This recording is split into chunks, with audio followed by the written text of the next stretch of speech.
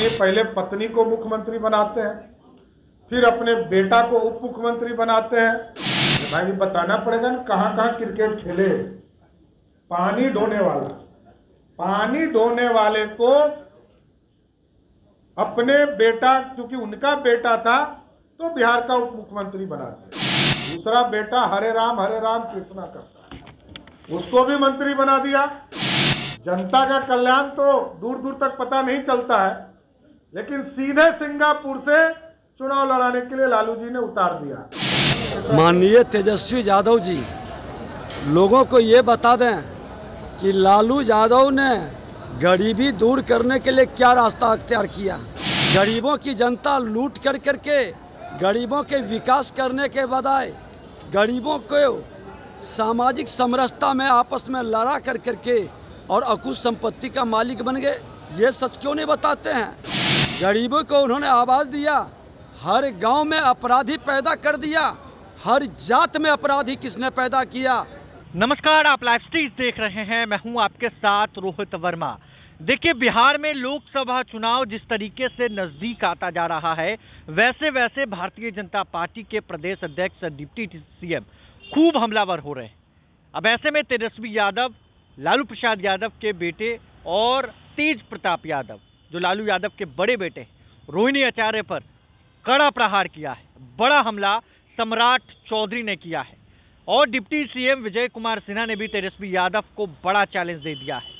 Challenge कैसा, हम आपको सुनवाते हैं, मगर उससे पहले आपको बताएं कि तेजस्वी यादव पर उन्होंने बड़ा हमला करते हुए कहा कि तेजस्वी यादव पानी ढोते थे, वो क्रिकेटर नहीं। रोहिणी आचार्य डायरेक्ट सिंगापुर से बिहार लैंड की और चुनाव लड़ने के लिए चली गई और उनका एक बेटा जो है वो हरे राम हरे कृष्णा करता है, यानी तेज प्रताप यादव पर उन्होंने हमला बोला है। वहीं विजय कुमार सिन्हा बिहार के डिप्टी सीएम हैं, उन्होंने भी बड़ा हमला बोलते हुए तेजस्वी यादव को चैलेंज तक दे दिया है। कैसा चैलेंज, जरा इस वीडियो में देखिए। 50% का आरक्षण महिलाओं को दिया गया पंचायती राज में, नगर निकाय में, और आज देश के यशस्वी प्रधानमंत्री जी ने तय किया है कि 2029 का जब चुनाव होगा, पूरे देश में 1/3 सिर्फ महिला ही लोकसभा और विधानसभा में जीत कर जाने का काम करेगी। महिलाओं का सम्मान बढ़ाने का काम किया जा रहा है। इसलिए साथियों, गरीब कल्याण का काम किया जा रहा है, भारत को श्रेष्ठ बनाने का काम किया जा रहा है। और दूसरे तरफ क्या हो रहा है? दूसरे तरफ आरक्षण के नाम पर कुछ लोग अपने पहले पत्नी को मुख्यमंत्री बनाते हैं, फिर अपने बेटा को उप मुख्यमंत्री बनाते हैं। वो क्रिकेट नहीं खेलता था, वो पानी ढोने का काम करता था। कुछ लोग, पत्रकार लोग देख रहे हैं, आजकल मैं देख रहा हूं कि मीडिया साथी लिख रहे कि क्रिकेट खेलने से राजनीति तक। अरे भाई बताना पड़ेगा ना कहाँ कहाँ क्रिकेट खेले। पानी ढोने वाले को अपने बेटा, क्योंकि उनका बेटा था तो बिहार का उप मुख्यमंत्री बनाते हैं। दूसरा बेटा हरे राम कृष्णा करता है, उसको भी मंत्री बना दिया। अब सीधे सिंगापुर से एक बेटी आ गई है। सीधे जनता का कल्याण तो दूर दूर तक पता नहीं चलता है, लेकिन सीधे सिंगापुर से चुनाव लड़ाने के लिए लालू जी ने उतार दिया। दूसरी बेटी चुनाव हार जाती है तब भी राज्यसभा में। तो इस देश में लालू जी जैसे नेता जब तक रहेंगे तब तक गरीबों की चिंता नहीं हो सकती है, परिवार की चिंता हो सकती है। इसलिए आप लोगों से आग्रह करूंगा, ये मोदी है, सब मुमकिन है, और आपके आशीर्वाद से मोदी जी ने साफ तौर पर कहा ये हमारा ताकत नहीं है, इस देश की जनता ने जो ताकत दिया कमल छाप के सामने बटन दबाकर, उसकी ताकत है। और आगे भी मजबूती से सरकार बनाइए, एकदम स्पष्ट रहिए। जिस तरह मोदी जी की गारंटी है ना कि पूरी तरह भ्रष्टाचारियों के खिलाफ कार्रवाई होगी और कोई भ्रष्टाचारी नहीं बचेगा। देश में जितने भ्रष्टाचारी हैं, चाहे वो झारखंड की सरकार के मुख्यमंत्री रहे हो या दिल्ली में आप पार्टी वाली सरकार बैठी हो, ये कोई बच नहीं सकता है। उसी तरह बिहार में भी हम लोगों ने तय किया है, कानून बनाया, ये जो माफिया लोग हैं ना, आपके गांव में शराब बेचवाता है बच्चों से, आपके गांव में बालू जमीन हड़पने का काम करता है, जमीन हड़प लेता है गरीबों का, उन सारे लोगों का इलाज होगा। एकदम अस्वस्थ रहिए, हम लोग सभी को चिन्हित कर रहे हैं, छोड़ नहीं सकते हैं। राजनीति छोड़ना पसंद करेंगे, लेकिन माफियाओं को पूर्ण रूप से बिहार से समाप्त करना ही हमारा मूल अधिकार है, इसको छोड़ा नहीं जा सकता है।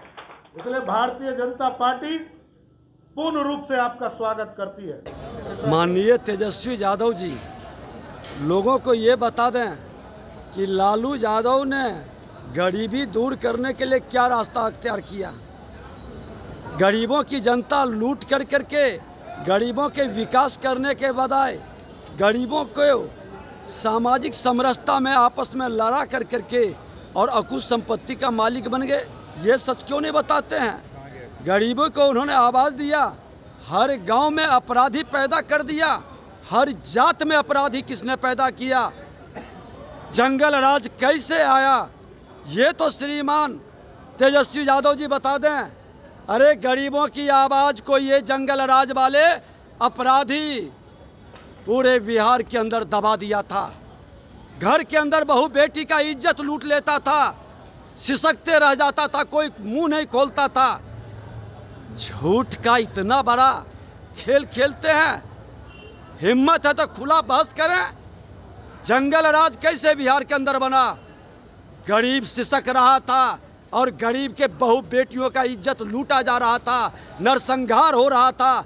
नरसंहार में सबसे ज़्यादा गरीब का गला काटा जा रहा था और गरीब को इन्होंने आवाज़ दिया।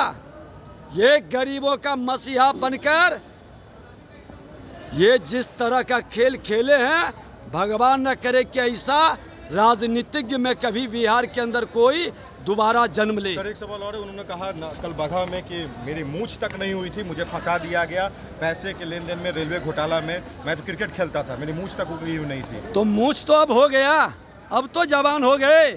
जितनी संपत्ति आपके नाम से है वो संपत्ति सरकार को आप दे दें, जनता को दान कर दें, क्योंकि ये संपत्ति आपकी कमाई की संपत्ति नहीं थी। और अपने माता पिता जो भाग्यशाली कहते हैं पूर्व मुख्यमंत्री हैं, तो उनसे पूछें कि ये संपत्ति कहाँ से लाए। चपरासी क्वार्टर में रहने वाला ये सैकड़ों करोड़ का मालिक कैसे बन गया? ये दान करें, खुला चुनौती है। जनता की गाढ़ी कमाई की पैसे ये दान करें, और नहीं तो जनता इनसे हिसाब लेगी, एक एक वोट से हिसाब लेगी। अश्वनी चौबे सर नाराज थोड़े से दिख रहे हैं पार्टी के फैसले से। उन्होंने कहा कि मेरे साथ गलत हुआ, साजिश के तहत टिकट जो है वो कटा, मगर मैं साथ हूँ पार्टी के। हम लोग देखे नहीं है क्या बयान है। तो आपने सुना है दोनों नेताओं को, दोनों डिप्टी सीएम को। बड़ा हमला दोनों डिप्टी सीएम करते हुए नजर आ रहे हैं और बड़ा हमला तेजस्वी यादव पर उन्होंने किया है। देखिए जिस तरीके से तेजस्वी यादव पर सम्राट चौधरी खूब बेबाकी से बात रखते हैं, और इस बीच तेजस्वी यादव पर खूब उन्होंने बड़ा बयान दिया और कहा है कि वो पानी ढोते। वहीं जिस तरीके से पीएम मोदी ने नवादा में कहा कि बिहार में जंगल राज था, अपराधी बेखौफ थे, तो ऐसे में तेजस्वी यादव ने आज गया में जनसभा को संबोधित करने के दौरान कई बड़ी बातें कही। और इस बीच विजय कुमार सिन्हा जब सुने तो खूब गर्म हो गए। बहरहाल इस काउंट बस इतना ही। अगर आपने अब तक लाइव सिटीज़ को सब्सक्राइब नहीं किया है, जल्द से लाइव सिटीज़ को सब्सक्राइब कर ले। धन्यवाद।